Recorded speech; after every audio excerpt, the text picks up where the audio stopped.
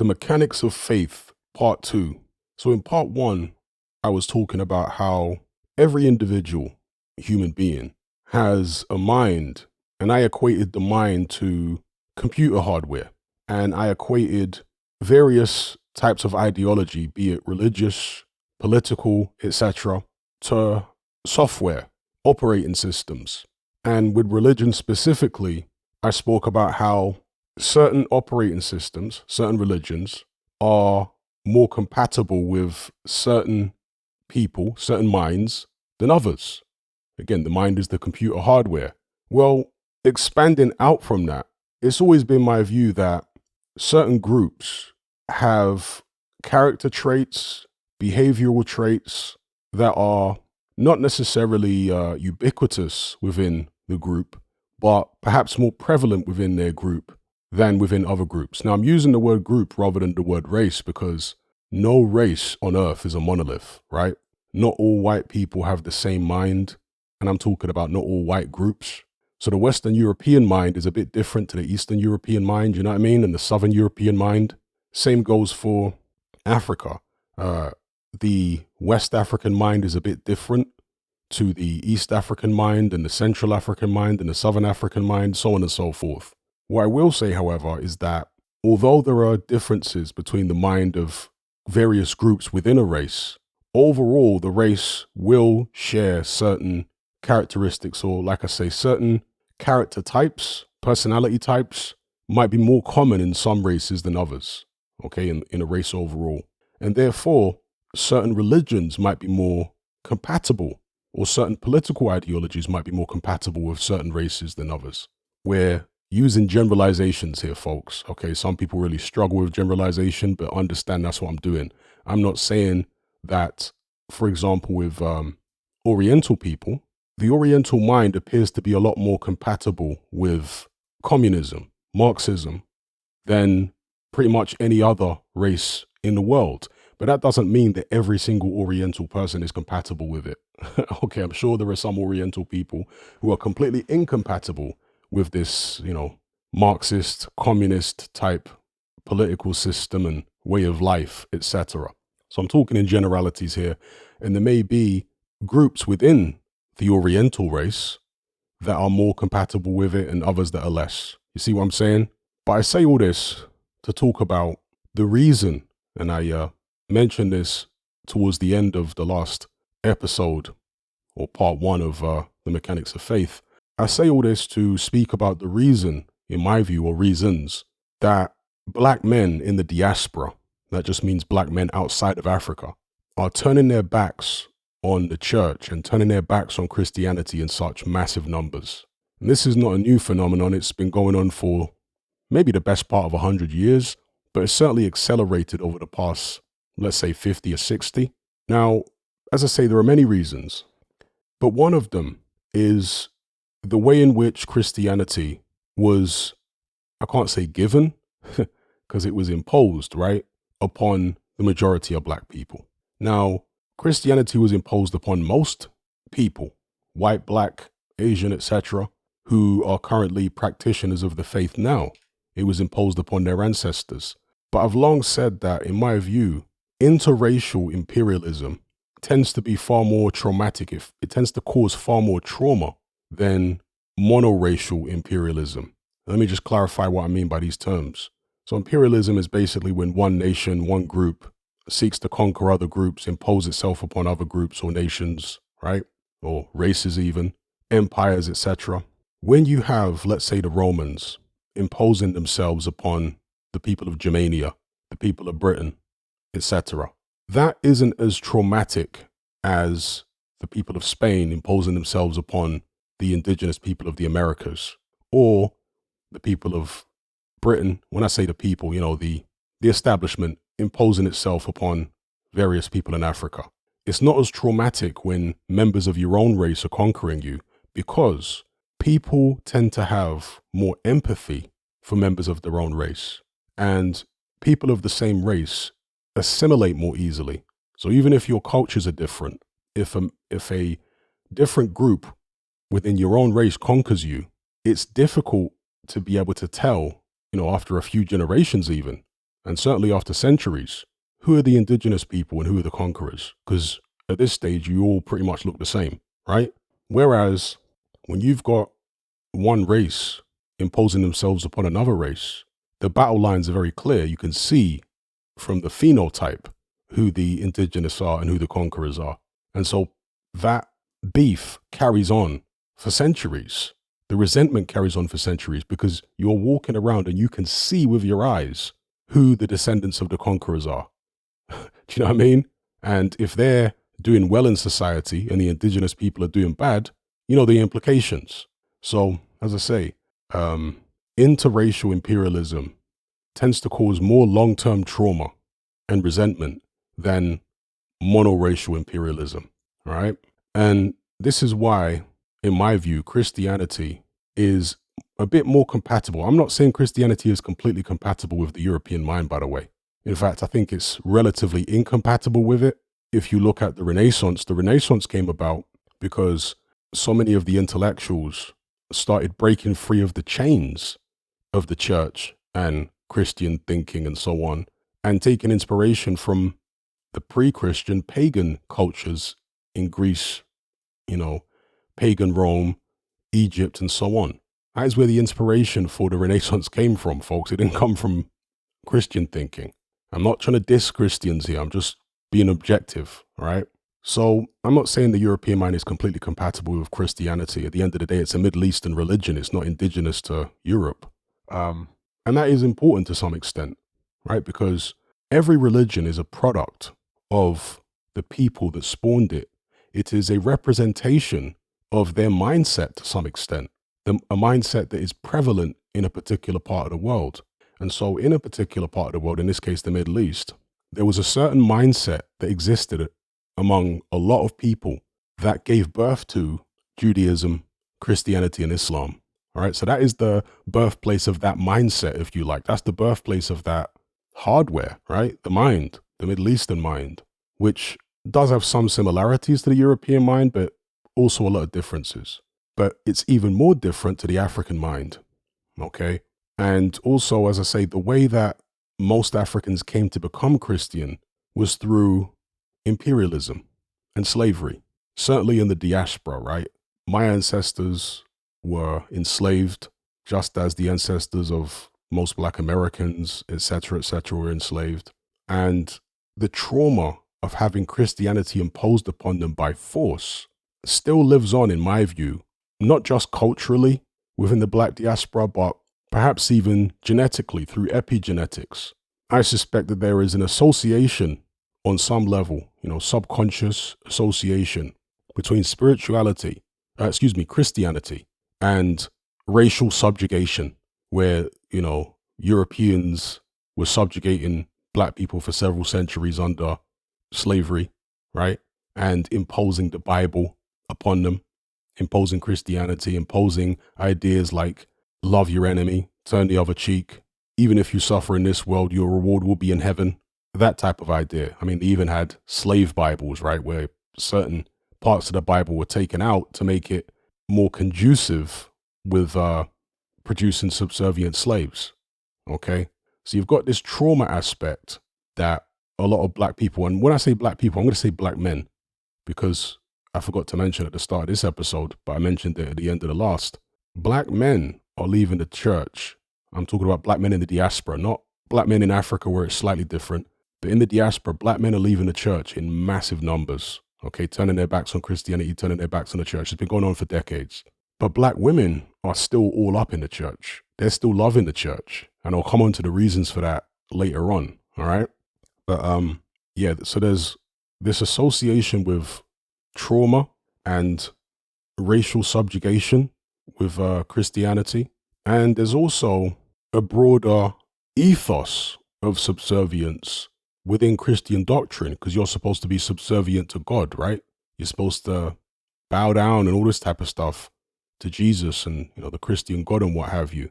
And the Christian God, and this is still common in Africa as well as in the diaspora, the Christian God is usually depicted as a white man.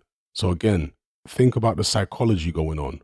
In pretty much every other race around the world, people create God It's the opposite of what it says in the Bible. People create God. Man creates God in his own image. So when you go to China, Jesus is depicted as Chinese. In Europe, Jesus is depicted as a European. In the Middle East, Jesus certainly was, but probably still is, among Christian communities, depicted as Middle Eastern looking, etc., etc. But with black people, for the most part, Jesus is not depicted as one of them. He's depicted as a white person. The exception to this would be in Ethiopia, okay? Ethiopia, as far as I'm aware, is the only real Christian success story in Africa.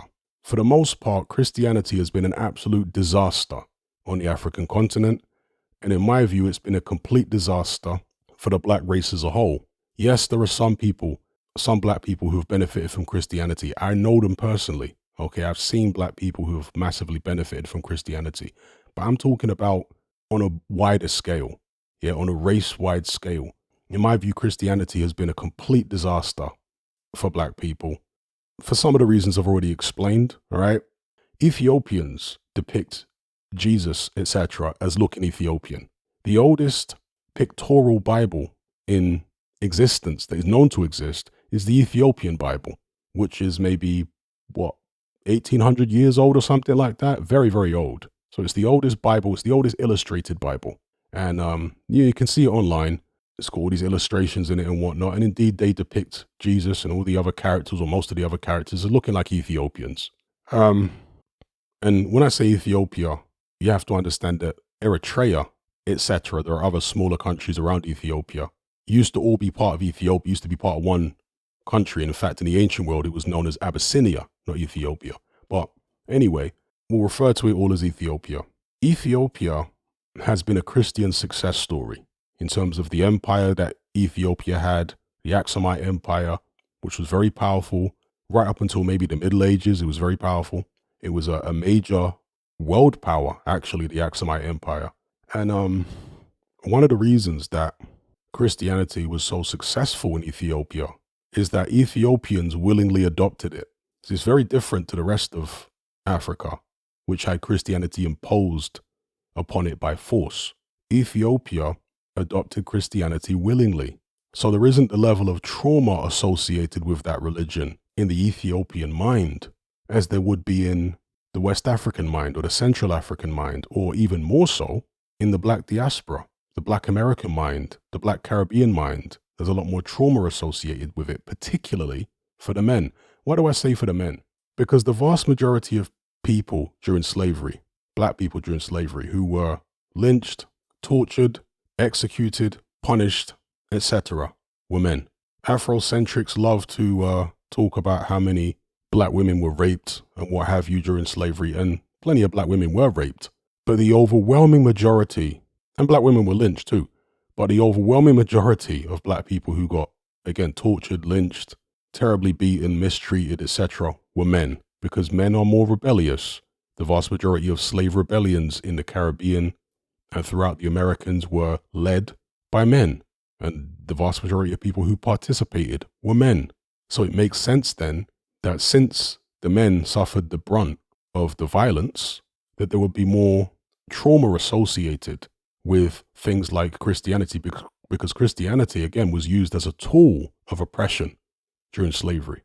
And like I say, it makes sense then that black men would carry more trauma associated with Christianity, the church. Again, I'm talking in general terms here. Our ancestors had this religion imposed upon them by people of a different race who insisted that we be subservient to this deity which did not look like us. And it also imposed practices upon the African mind which are not indigenous to Africa, one of them being monogamy. So going back many, many centuries, and this is something which a lot of Afrocentrics like to gloss over, they like to sweep it under the rug, they don't like to talk about it. And I'll come on to Afrocentrism, by the way, because Afrocentrism is really just neo-communism and feminism in blackface. That's all Afrocentrism is. Afrocentrism was, at least in part, in my view, concocted by COINTELPRO. It was concocted by Western intelligence to some extent, or at least subverted by Western intelligence and changed to being what it is today.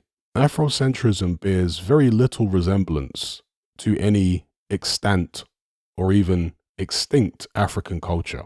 Afrocentrism, again, pushes this neo-Marxist, neo-communist collectivism.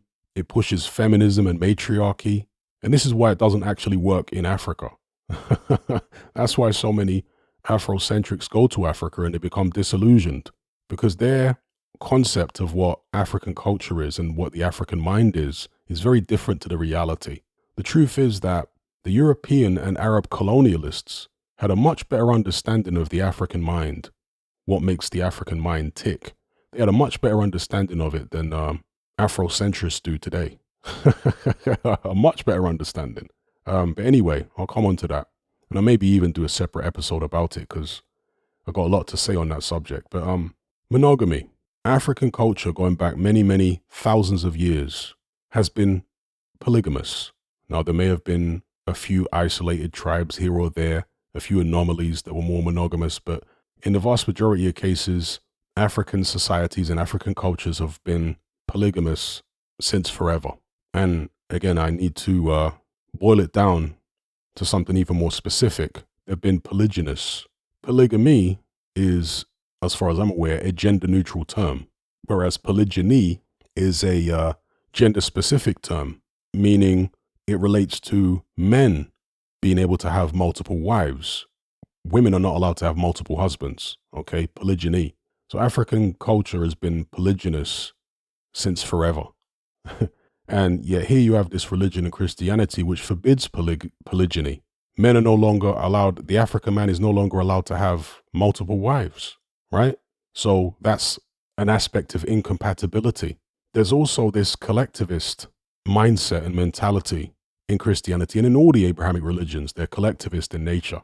Now, there are different levels of collectivism. And again, going back to the Afrocentrics, Afrocentrism is Marxist communism and feminism in blackface. That's what it is.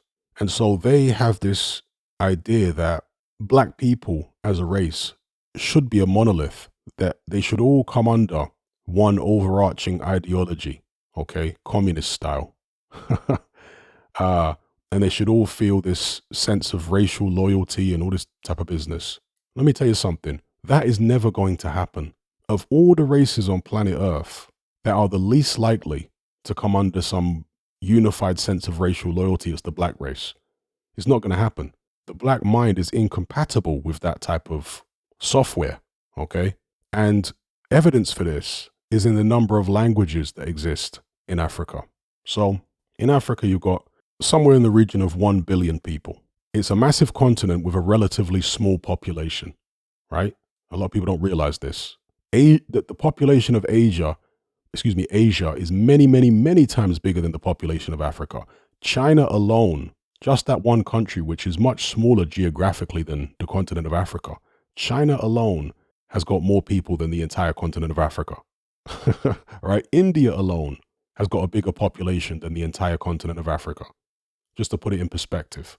Never mind bringing in the rest of Asia, you know, you got the Far East, Japan, Vietnam, all those other countries, Indonesia, Pakistan, etc., etc., etc., Bangladesh. So Asia has a much bigger population than Africa. And then when you combine the rest of the world, you got basically 7 billion people outside of Africa and 1 billion people in Africa. So understand how small Africa is as far as population relative to the rest of the world, right? Now, you guys can look this up for yourselves. There are said to be 5,000 different tribes in the world, okay? And most tribes speak different languages, but some do speak the same languages. But we'll stick to tribes, right? So there are 5,000 different tribes in the world. Africa makes up, what, 15% of the global population? That's it. 85% of the global population is outside of Africa, 15% is in it, roughly. But of the 5,000 tribes, which is like that, you know, 5,000 being 100% of all tribes, of the 5,000, 3,000 of them are in Africa. Think about that. Africa is only 15% of the population, but it makes up about what, 60 odd percent of the tribes in the world? So there is a disproportionately large number of tribes in Africa compared to the rest of the globe. Africa is massively overrepresented in terms of the number of tribes. And I'm telling you that this is a product a manifestation of the African mind, specifically the African man's mind, because it is men who shape and mold the structure of society. It's not women, it's men. Men are the ones who shape society. Men are the ones who, for one, fight in the wars, do the conquering and do the defending. Men are the ones who do the construction. Men are the ones who are responsible for the architecture, medicine, etc., etc., etc. All right, infrastructure, everything, and even the social structure is ultimately decided by men. It may be decided by a minority of men, okay, but it's still decided ultimately by men. Even in Western society today, where we see all this anti-male rhetoric and propaganda, this has ultimately been designed and put into place by men, powerful men at the top. You know, feminism didn't come about because women started rebelling in the street and taking on men in some kind of physical fight, physical war. Obviously, that never happened at all. That's completely ridiculous. All right. Women could never break free of patriarchy by force. It's impossible. Men are too strong, too good in combat. You know, it's just not going to work. Feminism happened because some very rich and powerful men engineered it to happen. Right? So understand that ultimately men are the ones who mold society to whatever shape they want it to be. All right. And that is in line with their essential nature. And so the fact that Africa has got so many tribes, this is a manifestation of the African man's mind, the African man's nature. And what is the nature of the African man? It's not collectivist. Again, there are levels of collectivism. So you've got collectivism on a family level. You've got collectivism on a community level. You've got collectivism on a tribal level. That is where African collectivism stops, on a tribal level. That's it. Beyond the tribal level, you will really struggle to get black people, not just in Africa, even in the United States, even in the Caribbean, you will really struggle to get black people to think collectively beyond the tribal level. And the equivalent of the tribe in Black America, for example, would be gangs. Oh yes, the Crips and the Bloods are like proto-tribes. That's how tribes start out. Basically, like gangs in the ancient world, would the ones who were successful and powerful enough would turn into tribes or become known as tribes centuries later. And it will probably be the same with the Crips and the Bloods and various black gangs in America. Some decades or centuries into the future, if they still exist, they'll probably be known as tribes, right? Or something, some substitute word which essentially means the same thing. And so the reason that, in my view, the mind of the African man, the mind of the black man, creates all these tribes is because the mind of the black man is more socially aggressive than the mind of men of other races generally. More socially aggressive, more socially ambitious even. I'm trying to choose my words carefully here, but what I mean by that is, or maybe even socially competitive. Maybe that's a better way to describe it. The black man's mind is more socially competitive than the minds of men of other races generally. And so by socially competitive, I mean wanting to be seen as the strongest, the richest, the toughest, the most prolific with women, etc. Obviously, not all black men are like that, but that particular mindset is more common among black men than it is men of other races. This is why you see black men dressing in such an audacious fashion compared to men of other races, right? It's more common to see gaudy jewelry, so on and so forth. Again, some African tribes are more conservative and their mind is a bit different, but in general terms, generally, across the broader spectrum of the black race, the black man tends to be more socially competitive. He wants to be seen as more masculine than the next guy. He wants to be seen to be more successful than the other guy. He wears the trappings of success proudly. Do you know what I mean? That type of idea. And because of this, it doesn't lend itself well to collectivism. When you have a high number of males who have this type of mentality, right? Basically a mentality where they all want to be king. You're not going to be able to put that under one umbrella and unify the whole continent of Africa under one ideology and one race. And you're not going to be able to do that because there are too many individualistic alpha males, basically, within the black race who have their own agenda and have their own destiny at the end of the day. And this is what has led to so many tribes. This is why there's so many tribes in Africa, because the African man's mind is so socially competitive.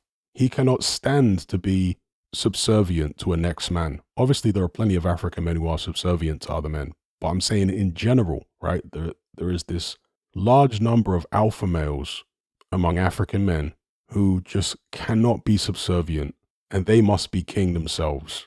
And this leads to the formation of all these different tribes and all these different kingdoms and kings and all this business. And that then spawns all these different languages. That's why Africa has got, again, a disproportionately large number of languages compared to the rest of the world, because the languages come from the number of tribes that there are. Right? So that is the African man's mind, the African male mind. Socially aggressive, socially competitive, individualistic, and that is not compatible, certainly with things like Marxism on a large scale. If you had like a small tribe and the chief of the tribe, the king, decided that they're going to live under some kind of communist system within their small little tribe, it might work. But in terms of over an entire country or an entire continent, it's never going to work. It's far too fractured with all the different tribes and whatnot. Okay. And the same applies to the Abrahamic religions, which are also collectivist in nature. And of course, communism really is just an Abrahamic religion with God removed. I mean, Marxism, communism comes out of the Jewish mind, right? And so, in my view, Christianity on the whole is incompatible with the African man's mind for various different reasons, okay? I spoke about the trauma, but that's more in relation to the black diaspora, but it applies to African men on the continent as well. They did suffer under colonialism and whatnot.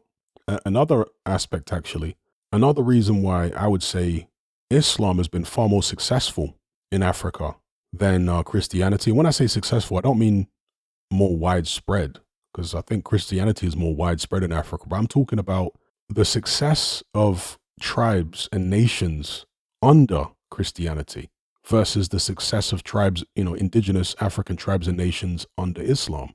There was far more black African success under Islam than there's ever been under Christianity.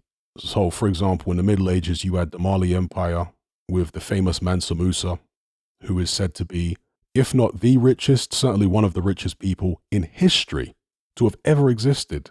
Okay, not the richest African man in history. No. We're talking about one of the richest men of any race in history was Mansa Musa of the Mali Empire. He was a black African Muslim, all right? Now, one of the many reasons that I think Islam has been more successful or has worked better for African people than Christianity is, number one, Africans were given a greater stake in Islamic society than they were ever given in Christian society. Mansa Musa is an example. I mean, which black Christian African ruler has ever come close to being one of the richest people in history? Mansa Musa certainly was the richest person in the world during his life. The richest person in the world during the life of Mansa Musa was an African man, a black African man during the Middle Ages was the richest man in the world. You don't have that under Christianity, okay? Many of these black African chieftains, emperors, rulers became fantastically rich under Islam. And it got to such an extent that even within Moorish society, so you had the Moors, right, who went on to conquer parts of Europe. And it's absolutely a fact that there were black African Moors. Now, there's this kind of battle between Arab-centrics, Eurocentrics, and Afrocentrics as far as the ethnicity of the Moors. Some Arab-centrics and Eurocentrics will try and make out as though all of the Moors were just basically white and Arabs. And then the Afrocentrics will do the opposite. They'll make out as though all of the Moors were blacks. Both sides are wrong. The truth is that the Moors were a racially mixed group. There were black African Moors. That is absolutely indisputable. You cannot go to any serious historian or serious scholar and ask them about the Moors and have them deny that they were black Moors. No, they were definitely black Moors. That's why in the Western world, you have the word blackamoor. This was a word that was even still being used by like older people in Britain up until maybe the 80s, 70s, 80s. You'd often hear people refer to someone as a blackamoor. Blackamoor is literally saying a black Moor. Yeah, because I mean, there's artwork and all sorts of stuff out there, and you know, so there absolutely were black people who were part of the Moorish Empire, if you want to call it that. There was a black Moorish dynasty from Senegal, for example. Okay, as well as, of course, there were Caucasian Moors and Arab Moors and so on and so forth, right? But my point is that there were black people in Moorish culture who were given positions of power, high office, right? In parts of Europe, etc., etc. That's one of the reasons, actually, that in Spain and to some extent Portugal, but particularly Spain, there's so much anti-black hostility within their culture, because there was a time under Moorish occupation where they had, again, black people who were part of Moorish society running around taking white women and do you know what I mean? That was going on. And so that's part of the reason that there was this kind of anti-black racist mindset against black people that developed in Spain after that. And anti-Islamic and all this type of stuff, because of the Moorish period, the Moorish occupation that went on for several hundred years. So like I say, black people had a bigger stake in Islamic society financially. They were given higher status in Islamic society. Yes, of course, there were, untold numbers of black people that were sold into slavery in the Middle East, and that went on for many, many centuries, right? Enormous number of black people were transported. But who do you think was providing these black slaves? Black people, mate. I mean, again, going back to Mansa Musa and the Mali Empire, aside from, one of their biggest money makers in the Mali Empire was slavery, was selling slaves to Arabs, selling black slaves to Arabs. Okay, so here we have a fantastically rich African emperor, Mansa Musa, with this empire and what have you in West Africa. And he's making a lot of money. He's got gold, of course. That's one of the things he was famous for having loads of gold. Also, salt was a big export out of the Mali Empire. And slavery and slaves. They made a lot of money selling slaves to Arabs and whatnot over the years, over the time that empire existed.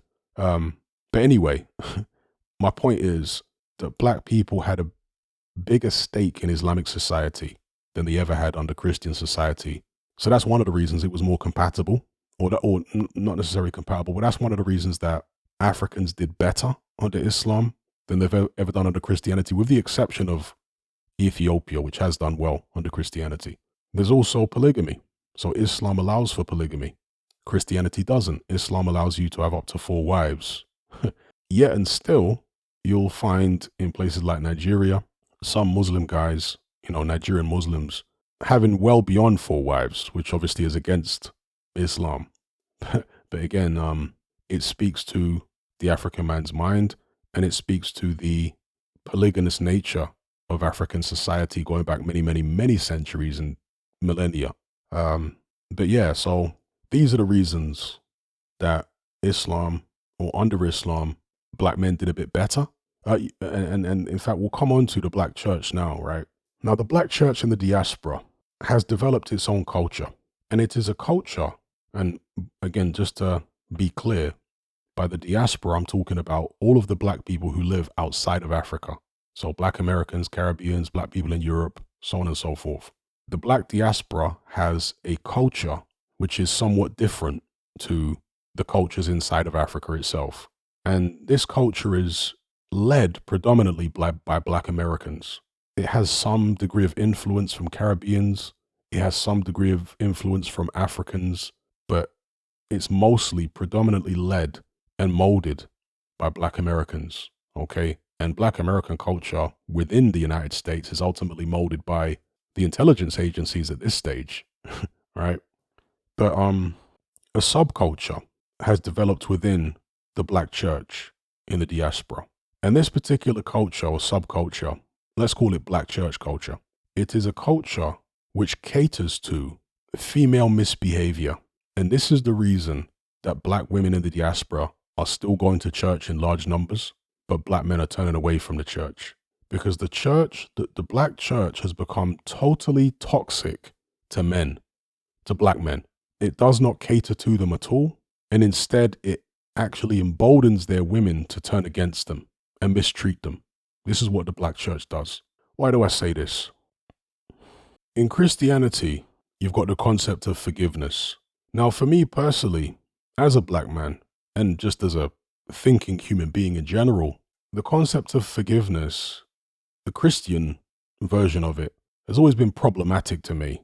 I've always struggled with this notion that no matter what indiscretion you commit, no matter what crime you commit, no matter what evil you do, you can still be saved. You can still go to heaven. You can still have good things happen to you as long as you repent and give yourself over to Christ. That has never sat right with me. Again, if it sits right with you, that's cool.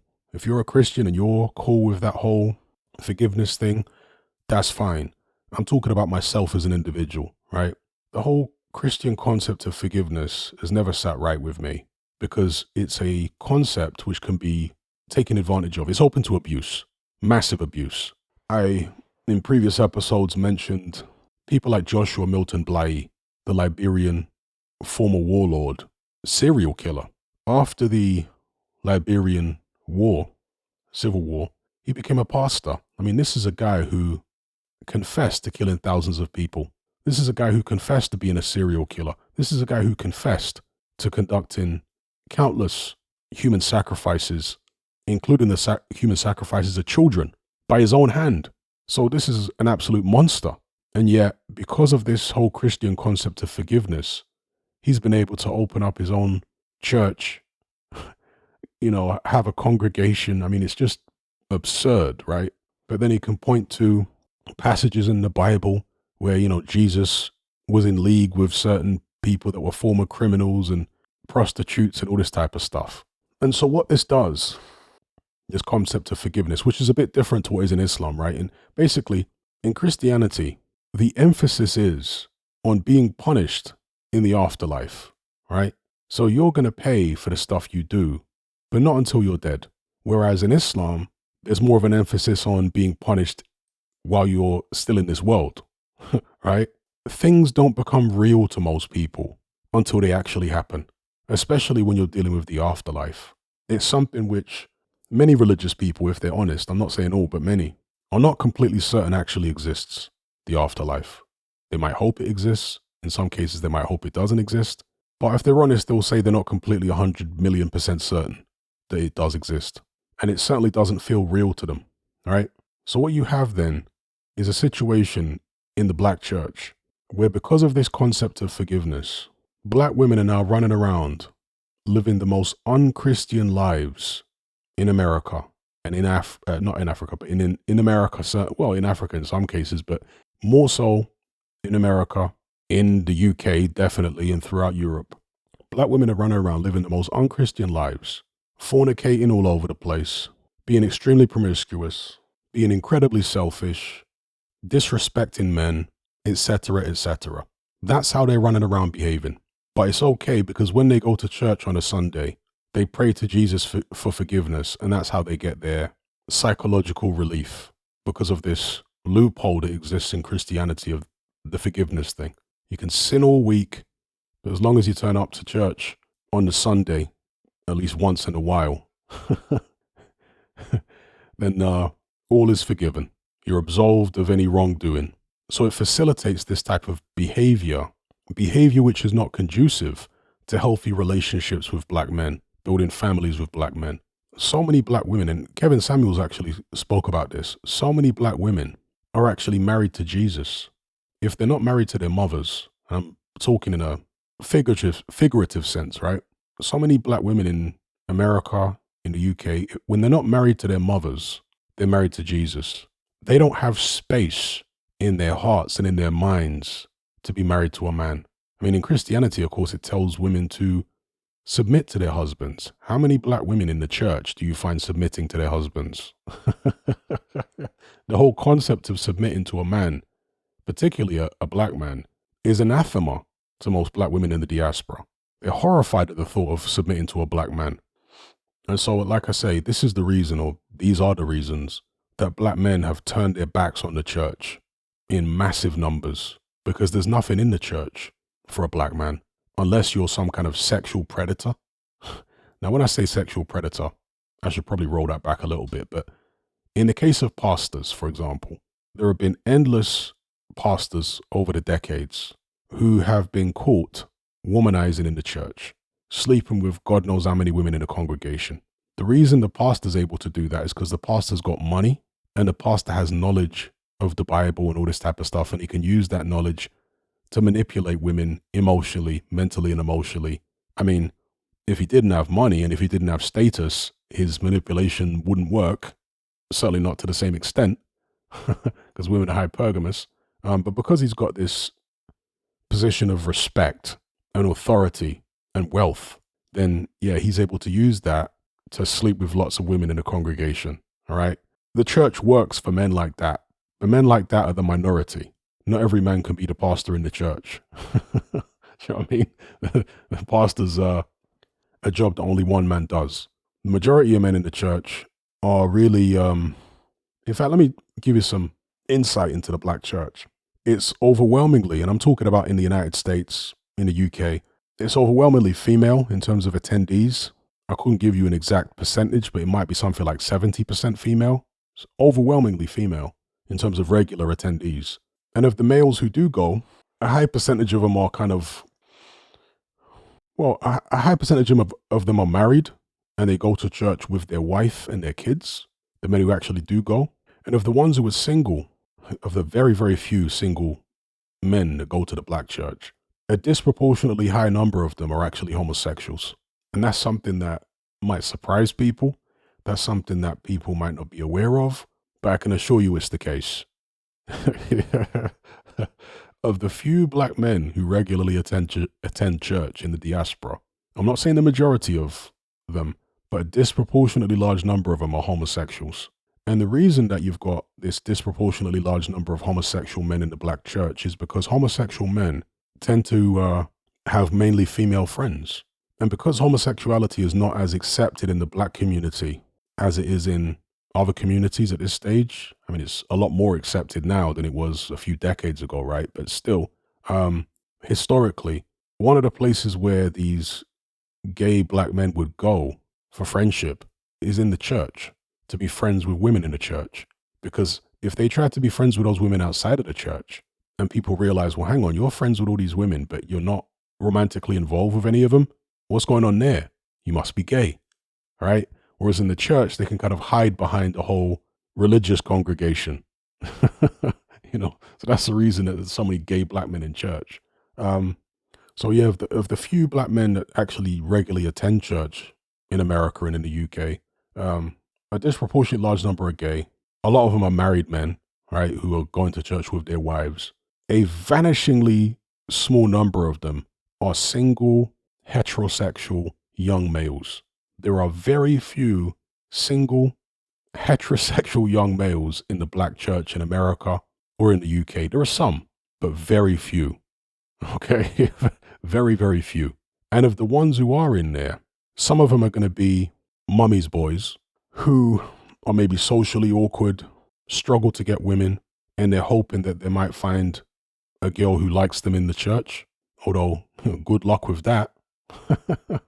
Because the amount of holes in the church is crazy. And that brings me on to the second type of single man that you'll find in the black church. Single straight man, particularly if he's young. I'm not talking about the older guys. A young single straight man in the black church. The other type are the players. Now, there are certain guys who go to church specifically to smash. Not to find a wife or anything like that, but to smash. And some of these guys are playing 4D chess. They have game which is very, very advanced. But these guys are in it for the long haul. They're willing to attend church week in, week out, talk all that God stuff and all that Christian stuff and all the Jesus stuff in order to win the trust of certain targets in the congregation, female targets, to win their trust, talk all the God stuff and all the Jesus stuff, take them out for dinner. One thing leads to another, and then they're in bed together. Oh my God, we sinned, we fornicated. Oh, well, we're all born into sin. We're not perfect, we're trying our best. The usual cop-out things that religious people say for choosing to disobey the doctrine of their own religion. Oh, well, none of us are perfect. You're not even trying. You're just making excuses in order to accommodate your own desires. That's all you're doing, and your own nature. So, yeah, that's the other type of black man that you'll find: young, single, straight black man, heterosexual black man that you'll find in the church. The guy who's going in there playing the long game, pretending to be this, good Christian boy, and he's actually just looking to smash. And some of these guys are real slick with it. And they'll go into these churches, they'll smash a bunch of chicks, then the church will turn against them, and then they'll move on to the next church. So there are certain men doing that, but those guys are a small minority because, again, it takes patience, perseverance, and you have to be a good actor to be able to pull that off. You have to turn up to church in a suit or at least smartly dressed and pretend as though you're this good, wholesome Christian, you know? I mean, you probably have to be some kind of sociopath, really, to be doing that, or something close to it anyway. The majority of young heterosexual black men, single black men, are not doing that. They're not willing to do that, nor are they willing to deal with women in the church who have been given carte blanche to sleep around during the week, to disrespect men rather than submit to them, and to insist that men provide, because, again, they want men to protect and provide, but in exchange, they're not going to cook and clean, they're not going to submit. They want an uneven partnership where the woman gets all the benefits and the man gets very little. That is so common a mentality among black female churchgoers.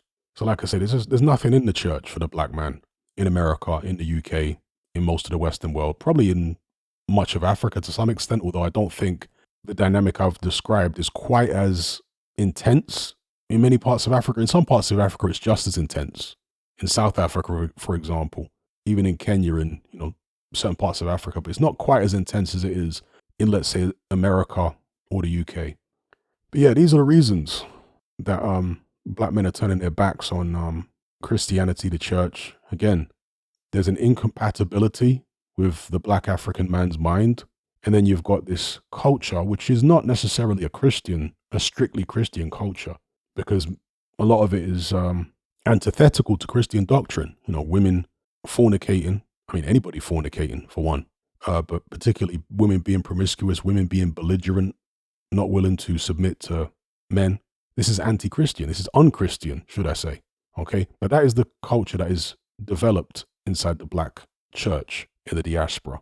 Now, some Christians would say, okay, we hear you. There might be Eastern Orthodox Christians or other, white Christians will say, okay, we hear you, but you can always go to a non-black church, right? Or go to an Ethiopian church.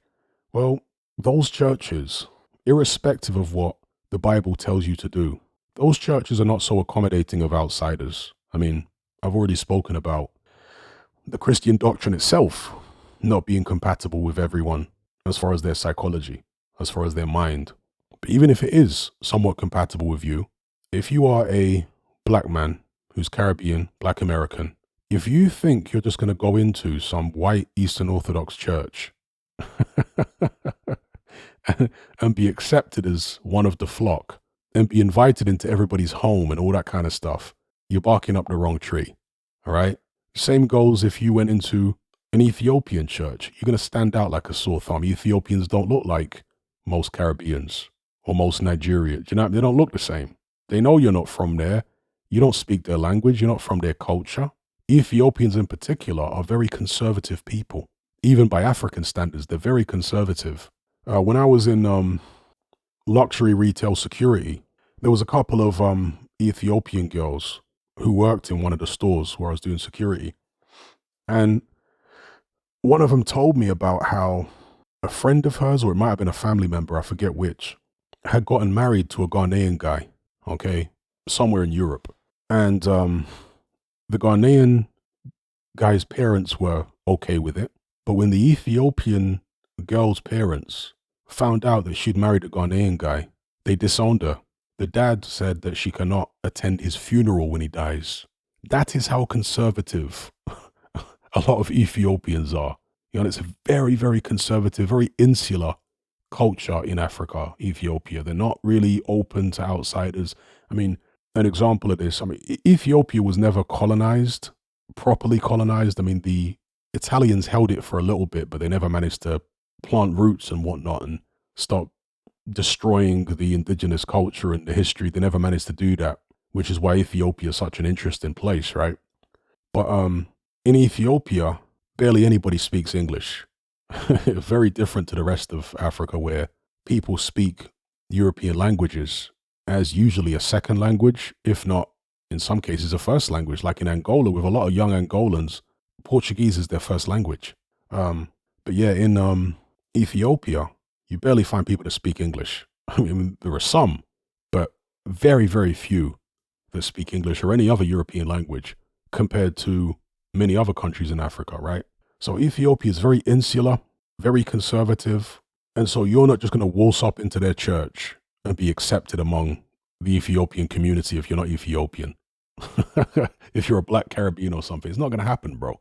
I mean, it might take years of you attended an Ethiopian church, years and years and years, learning their language, all this type of stuff before you'd be accepted. And even then, you might be accepted up to a certain extent, but accepted enough to start marrying their daughters? I mean, it's going to be a push. They want their daughters to marry Ethiopian guys. So anyway, but yeah, getting back to the broader topic of Christianity and its relative incompatibility with the black male mind. Again, Ethiopians notwithstanding, because again, their culture adopted Christianity way, way back in, the early centuries AD, maybe 200 AD or something, 300 AD when they adopted, or maybe first century AD. They adopted it very, very early, and they did it willingly. They didn't have it imposed upon them by a foreign power.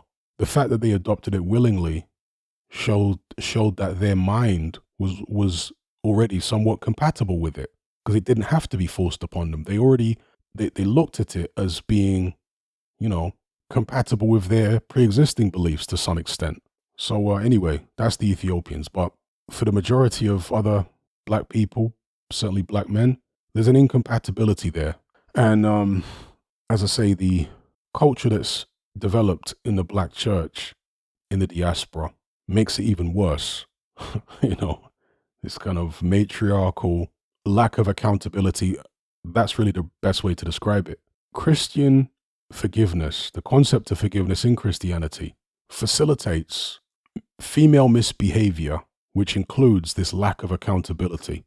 So many black women will tell you that only God can judge me. This is a problem. When a woman tells you that only God can judge me, what she's saying is, I'm going to do whatever the hell I want. That's literally what she's telling you. She's telling you that I am going to disobey all of the 10 commandments and then some. And I'll take my chances in the afterlife. I'll keep, repenting a couple times a month and going to church.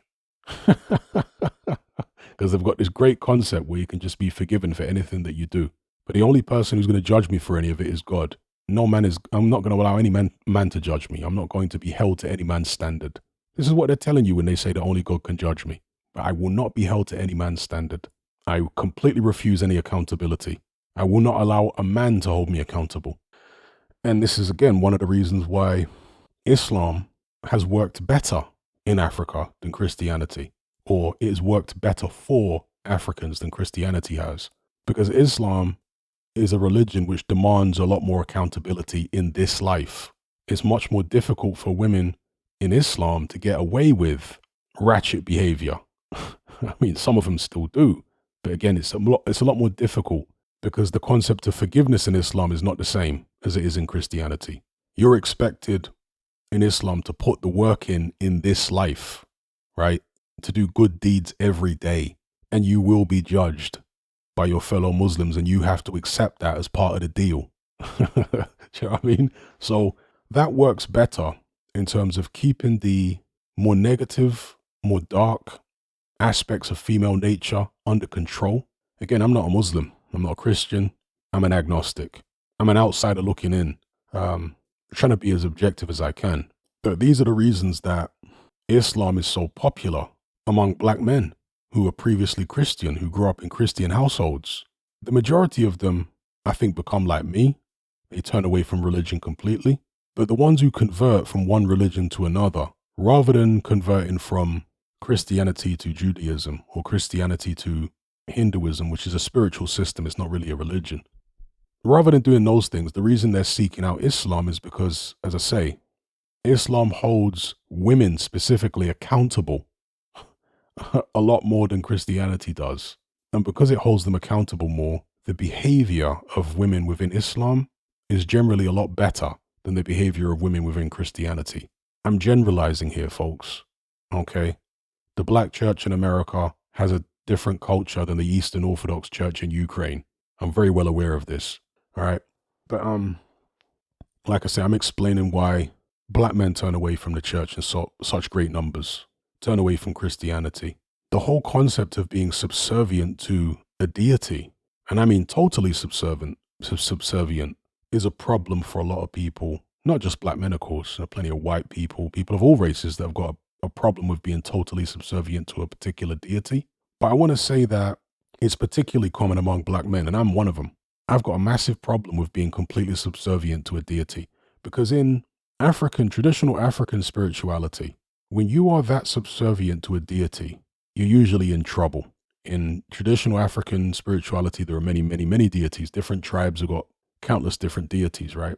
And if you end up going to the shrine of a particular deity week in, week out, religiously, it's usually a sign that you're in trouble. Either you're in trouble or your people are in trouble. And what I mean by that is that deity has you by the balls. That's what I mean. That deity has you by the balls. And unless you bow to its every whim, then bad things are going to happen in your life. Very bad things are going to happen. That's normally the dynamic. Okay. And I want to say, for me, I have this innate concern when it comes to deities that demand that level of worship, that demand that level of dedication to them. You know, I'm concerned. And also, to quote from the Bible, a tree is known by its fruits. And I'm speaking for me as an individual now, rather than black men generally. A tree is known by its fruits. The Christian God, Jesus, is a deity that many, if not most, women in the black community swear by. These are the same women who, in many cases, have got great jobs, a decent disposable income. They're always bragging about how blessed they are and how blessed they feel. They're rinsing men left, right, and center, rinsing them for money, rinsing them for dates, rinsing them for gifts. They're doing what they like with no accountability. They're incredibly selfish. And all of this stuff that they enjoy in their lives, they credit it to Jesus.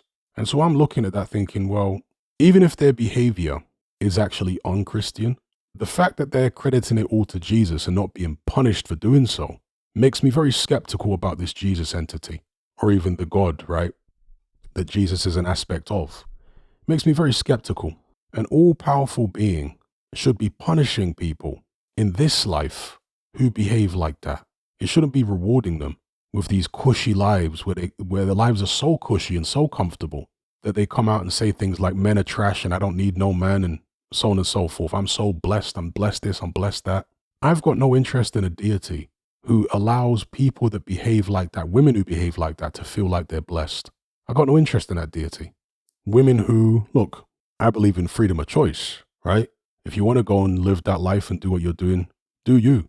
But it's also my freedom of choice to not want to be around people like that. I don't have to like people like that. And so when it comes to deities, you've got a deity who is actually facilitating and enabling that type of female behavior. Not just female behavior, by the way. I mean, again, look at all the pastors who do not live by God's word, who do not practice what they preach. And they're just using Christianity to rinse people for money, womanize, fly around the world in private jets and expensive cars. These people are not punished in this world. These people use God's name and use Jesus and make loads of money out of it. So how can this deity be all that powerful if all of that stuff is going on in his name? And these people are living these blessed lives of happiness and abundance. Do you know what I mean? I'm sure that there are going to be some Christian apologists saying, oh yeah, but it's this and that. I don't buy it, bro. I don't buy it. Okay. Again, a tree is known by its fruits. And the Christian house, at least in the black community, is not in order. Right? The house of Islam is more in order. So I can see the appeal for many black men who decide to convert to Islam. But the Church of Christ, the House of Christ, no, it's not in order. It's not in any kind of order that would be fit for a man, for the majority of black men. It's not fit for them. And as I say, I look at this deity and I'm like, nah, people should not be able to be saying or living a foul, promiscuous, women shouldn't be able to live this foul, promiscuous, selfish, hedonistic life of abundance, where they're doing well in life. They shouldn't be able to live that kind of life and owe it all to Jesus and credit it all to Jesus. There's something not right there. The word Jesus for women like that should be painful for them to even say, if that deity had any real power. That's my thinking in my head. I'm not trying to turn you against Christianity. Your path is your path. For some people, Christianity is the best path. I'm absolutely of that view. But for many other people, myself included, it's absolutely not the best path. It might be one of the worst paths. And like I say, a deity which fails to punish and actually facilitates the success and happiness of disagreeable women and pimp pastors and all these type of characters. And I know one of the retorts will be the delayed gratification argument. Oh, don't worry about what other so-called Christians are doing in this life, because you'll be judged in the afterlife. It is for precisely that reason that all these so-called Christians are misbehaving, because there are no consequences in this life for them. They can continue to live in abundance whilst misbehaving. This is why, as religions go, Islam is more logical in terms of if you're trying to get people to obey the word of God, if that's your objective, then the way the way Islam goes about it is a lot more effective and logical, and it's a lot more patriarchal as well. And the backbone, the cornerstone of any successful society is patriarchy. Without patriarchy, you are lost, totally lost. And of course, Christianity is patriarchal, but it's not as intensely patriarchal as Islam. And in the modern world, it really shows. Islam has extra provisions to maintain patriarchy, and it always did. It has extra safeguards in it to preserve patriarchy. Again, a tree is known by its fruits. The more patriarchal a society is, the lower the divorce rates will be, the higher the marriage rates will be, the stronger the communities will be. The less patriarchal a society is, the lower the marriage rates are, the higher the divorce rates are. It's that simple. Just have a look at it for yourselves. This is one of the things that feminists, neoliberals, etc., so-called progressives will never do. Particularly the women who can't find a good man, pretend to be concerned with soaring divorce rates and plummeting marriage rates. Yeah, they pretend to be concerned with it, but they never really want to address it because deep down they know the solution to it. And the solution is patriarchy. The proof is in the pudding. Patriarchal societies around the world have high marriage rates and low divorce rates. Simple. Patriarchy gives society structure and order. A structure and an order which is conducive to a prosperous society. If you've got an atomized society where everyone is just acting on their impulses and no one feels any sense of selflessness with regards to family and community, then that is a society in decline. That's a society that's not going anywhere. When I say not going anywhere, I mean it's not going anywhere good. It's headed to hell in a handbasket. And that's one of the reasons that you should be suspicious of any organization that is pushing feminism, any organization that is pushing matriarchy. That's what Black Lives Matter are pushing. They actually removed it from their website, right? They had their mission statement on there. But so many people clocked on to the fact that it was just neoliberalism, Marxism, and feminism in blackface. Organizations like that are actually subversive organizations designed to destroy the black community, the black family, and actually hold black people back. That's what BLM's all about. In fact, I'll go further. That's what Afrocentrism is about. Afrocentrism is actually about holding black people back. Yes, obviously they preach black excellence and black this, black and, this, that, and the other. And most of the people who are Afrocentrics think that they're doing good right? But the ideology that they have in the Afrocentric community and their practices are not conducive to success, even on a small scale for black people at all. It's all just this weird matriarchal, feminist, neo-Marxist, neo-communist mindset and practice, which they're trying to superimpose upon African culture, both extant and extinct or historical African cultures and civilizations. They try and superimpose this modern Afrocentric mindset and ideology upon them. They push this lie that pre-colonial Africa was somehow, if not matriarchal, then there was equality between the sexes in positions of rulership and stuff like that. Absolute fucking bullshit. All right. There are many, but West Africa is a great place to study what I'm talking about because some of the greatest tribes in Africa are in West Africa. Okay. The Igbo tribe, for example, they've got lots of accounts and history and so on and so forth about the Igbo tribe pre-colonialism, right, in the pre-colonial era. And it was totally patriarchal. Yes, they did have, in some cases, female rulers and this, that, and the other. But they had female rulers in early Renaissance Europe.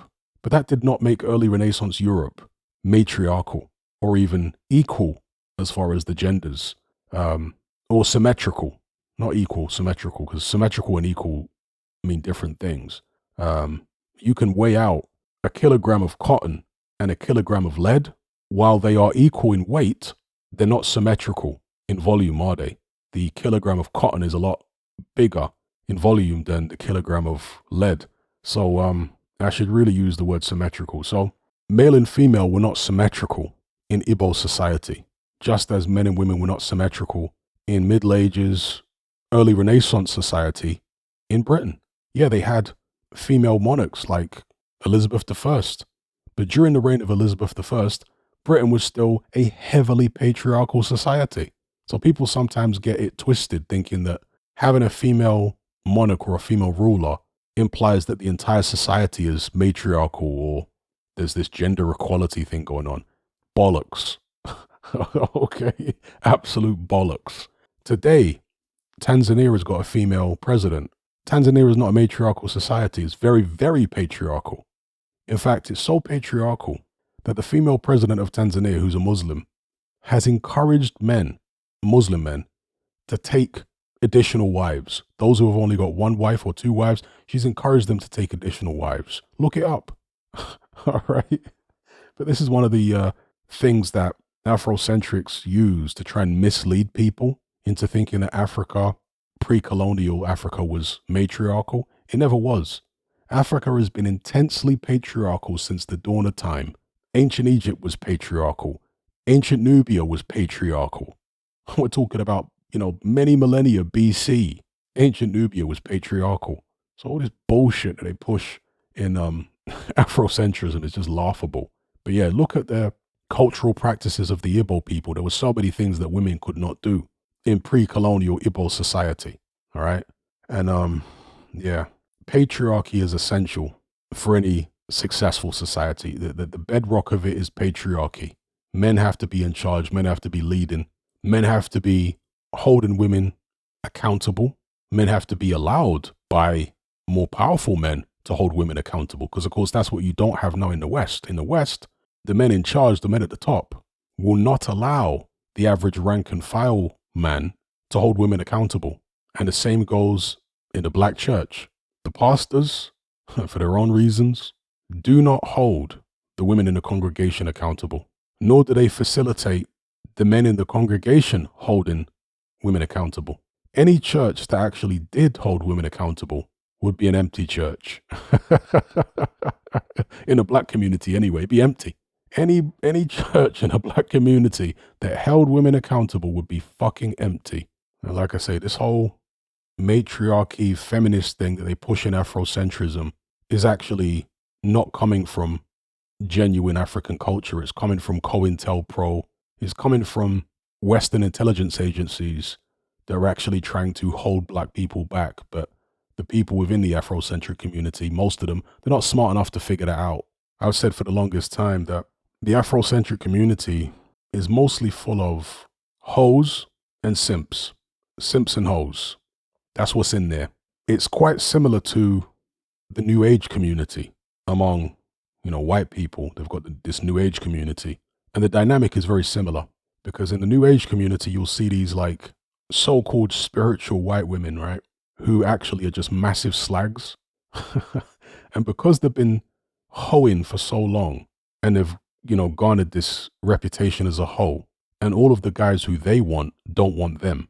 They just use them for sex and discard them. These hoes then try to reinvent themselves as like spiritual goddesses and all this type of shit.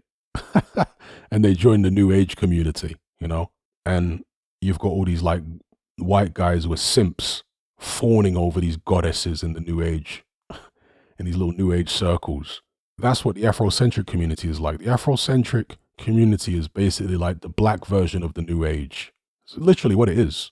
It's like the black version of the New Age movement is the Afrocentric community. And you got all these panda bears.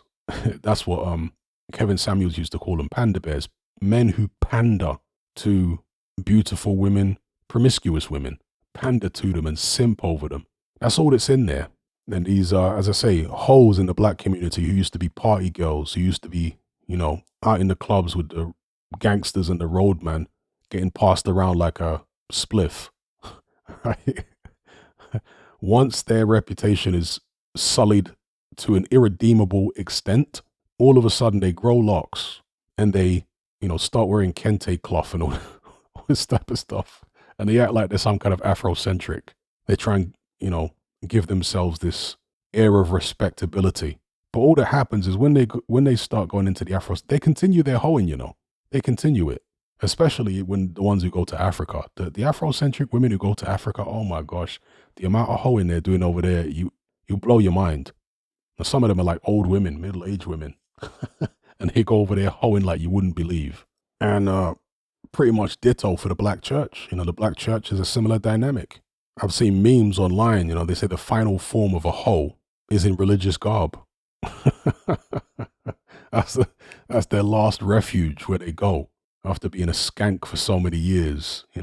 They think they can wipe the slate clean by turning up to church or something. It's crazy. And as I said earlier on, these same women go around saying that they're blessed.